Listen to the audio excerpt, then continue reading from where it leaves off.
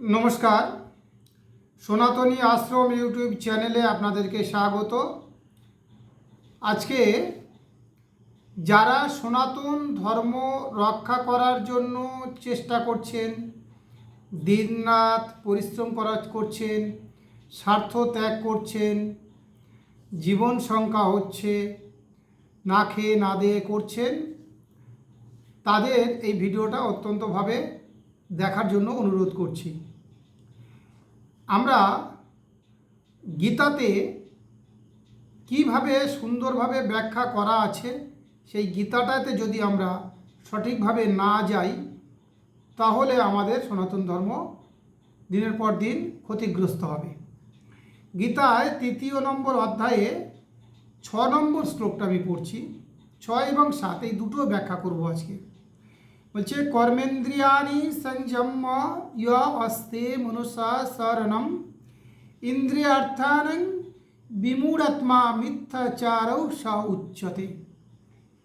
এর বাংলা একদম হুবহু মানে করলে যেটা দাঁড়ায়, সেটা হচ্ছে যে কর্মেন্দ্রিয়গুলি, আমাদের যে কর্মেন্দ্রিয় হঠাৎ পূর্বক রুদ্ধ করে মন দ্বারা ইন্দ্রিয়গুলির বিষয় চিন্তা করতে থাকে, সেই হচ্ছে মূঢ়মতি, এবং সেই ব্যক্তিকে মিথ্যাচারী বলা হয়। কে বললেন? ভগবান শ্রীকৃষ্ণ তার শ্রীমুখে নিজে মুখে বলছেন। কি আবার মানেটা বলে দিই, যে কর্মেন্দ্রিয়গুলি অর্থাৎ আমাদের এই হাত, পা, চোখ, জিহ্বা, নাক, স্মৃতিশক্তি, এইগুলো এই যে যার দ্বারা আমরা কর্ম করি, স্মৃতিশক্তিটা বাদ দেওয়া যেতেই পারে, চোখ, মুখ, জিহ্বা, এইগুলো দ্বারা যে আমরা কর্মেন্দ্রিয়, এই কর্মেন্দ্রিয় দ্বারা যে কাজগুলো করি, হঠাৎ যদি আমরা সেগুলো বন্ধ করে দিয়ে শুধুমাত্র ব্রেন দিয়ে বা মন দিয়ে যদি চিন্তা করি, বলছে সে হচ্ছে মূঢ় ব্যক্তি, অর্থাৎ অজ্ঞ বোকা ব্যক্তি। বলছে সে ব্যক্তিকে আমরা মিথ্যাচারী বলতে পারি। অর্থাৎ তাহলে এর আঙুলটা কাদের দিকে যাবে? এখন আমাদের সনাতন ধর্মের মধ্যে, আমাদের সনাতনীদের মধ্যেই শত্রু রয়েছে, শত্রু বাইরের নয়। এই বিষয়টা যতদিন না আমরা আপনাদেরকে ভাবাতে পারবো, এবং আপনারা জনসাধারণকে যতদিন না ভাবাতে পারবেন, ততদিন সনাতন ধর্ম কিন্তু হই হই করে নাচা হবে, কিন্তু ধর্মটা দিনের পর দিন অধঃপতনের দিকে চলে যাবে। কখনো, অর্থাৎ কর্ম ছাড়া ধর্ম হতে পারে না। যারা কর্মেন্দ্রিয়গুলোকে বন্ধ করে দিয়ে নবদ্বীপেতে পড়ে আছে আর খালি উৎসব করে বেড়াচ্ছে, তাদের এই গীতাটা পড়া উচিত।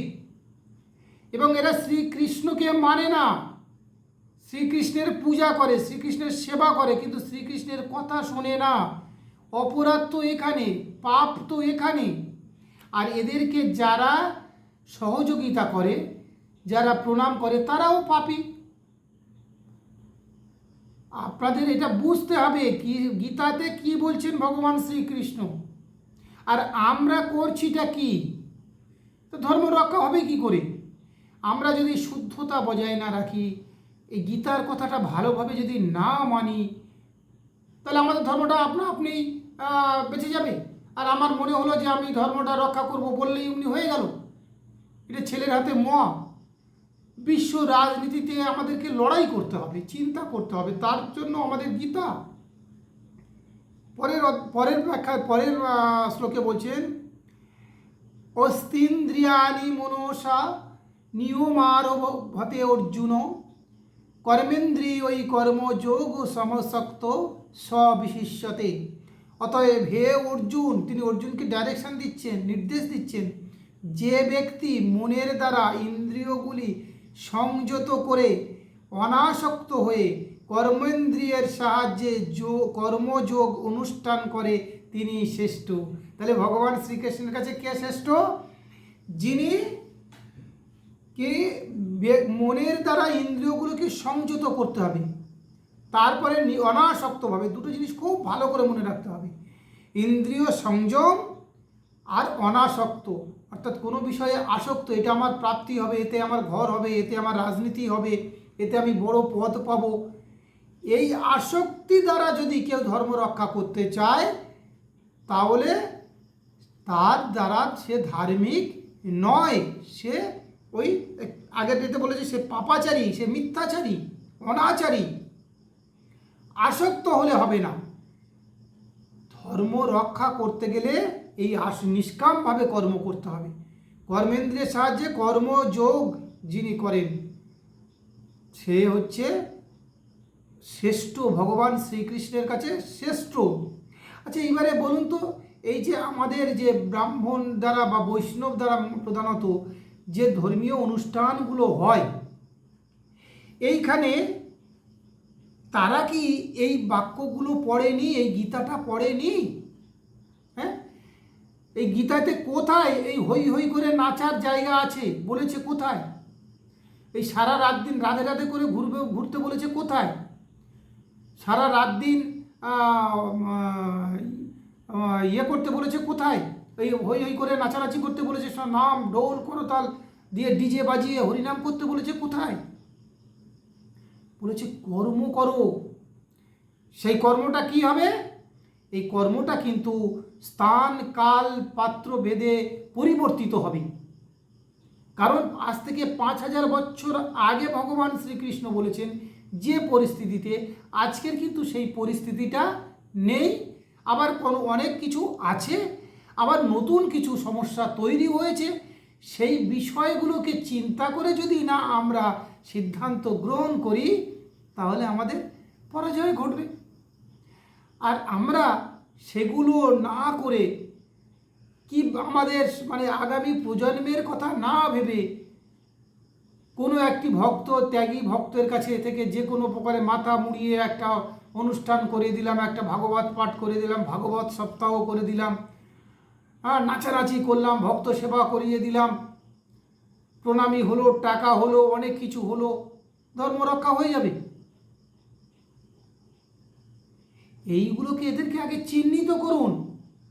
গীতার মাহাত্ম্য কি? ভগবান শ্রীকৃষ্ণ বলছে গীতা আমার গুরু, গীতা আমার জ্ঞান।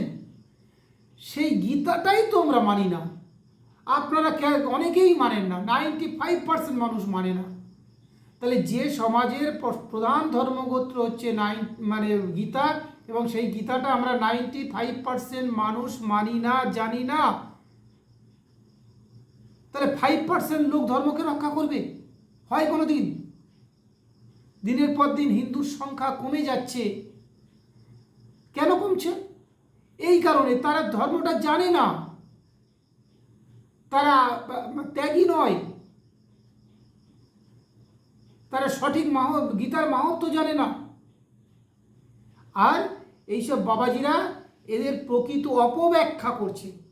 গীতার অপব্যাখ্যা করে তারা তাদের নিয়ন্ত্রণের অনুষ্ঠান করে আমাদের সমাজের বা বিভিন্ন মানুষদের থেকে টাকাগুলো অপচয় করে আমাদের প্রজন্মকে পঙ্গু করে দিতে চাইছে, অজ্ঞ করে দিতে চাইছে, অলস করে দিতে চাইছে, কর্মহীন করে দিতে চাইছে, কোনো রাষ্ট্র চেতনা যাতে না হয় সেই চিন্তা করছে, কেউ যাতে না সঠিক কথা বলতে পারে, মানে প্রতিবাদ করতে পারে, তাই করে দেওয়া হচ্ছে দিনের পর দিন। যে কারণে আমাদের সমাজে ধর্মীয় জায়গায় এই যে বলেছেন যে এই যে বললাম যে অনাসক্ত হয়ে কর্মেন্দ্রিয় যোগ অনুষ্ঠান, এই যোগ করার মতন জায়গা আমাদের নেই। আত্মসংযম করানোর প্রশিক্ষণ কোথাও হয়? হ্যাঁ, ওটা তো ওই ধর্ম অনুষ্ঠান।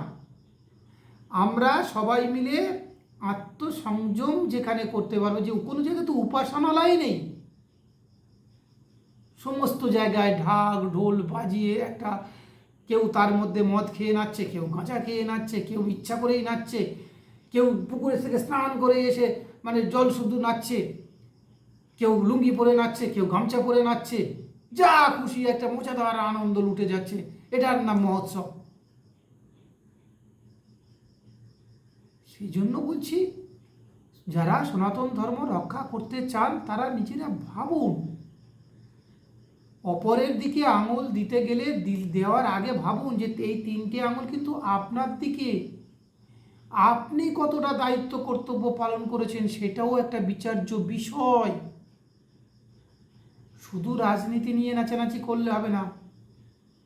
রাজনীতিটা করুন ধর্ম রক্ষার জন্য, পপুলার হওয়ার জন্য করো না, পদ পাওয়ার জন্য, ভোটে দাঁড়ানোর জন্য করো না, ধর্মটাকে রক্ষা করার জন্য করতে হবে। সে তার বিচার আপনাকে করতে হবে, আমি করে দিতে পারবো না, অন্য কেউ করে দিতে হবে না। বিবেকের কাছে প্রশ্ন করো যে সত্যিই কি আপনি রাজনীতিটা করছেন ধর্ম রক্ষার জন্য, না বড় বড় পদ পাওয়ার জন্য, পপুলার হওয়ার জন্য। চিন্তা করে যদি মনে করেন যে হ্যাঁ আমি সনাতন ধর্মটা রক্ষা করার জন্য করছি, নিষ্ঠাভাবে করছি, তাহলে আপনি ধার্মিক, নতুবা নও, তাহলে ধর্ম রক্ষা হবে না। আর আমরা যদি না এই গীতার ব্যাখ্যাটা যদি না বিজ্ঞানসম্মত না করতে পারি, বাস্তবসম্মত যদি না করতে পারি, যুক্তিসঙ্গত যদি না করতে পারি, তাহলে কিন্তু সেকুলারিজমের জন্ম হবে এবং সেই সেকুলারিজমরা আমাদের উপরে আঙুল তুলবে, তারা মাথা চাড়া দেবে, আমরা রক্ষা করতে পারবো না। কারণ আমাদের গীতাটা মনে রাখতে হবে বাস্তবোচিত, যুগোপযোগী ব্যাখ্যা, বিজ্ঞানসম্মত ব্যাখ্যা করে যদি সেই অনুযায়ী কাজ করি, তাহলে আমরা বলতে পারবো যে আমরা সনাতনীরা, আমরা বিজ্ঞানসম্মত। সনাতন ধর্ম, শুধু সনাতন ধর্মটা বিজ্ঞানসম্মত হলে হবে না, সনাতনীদের বিজ্ঞানসম্মত হতে হবে।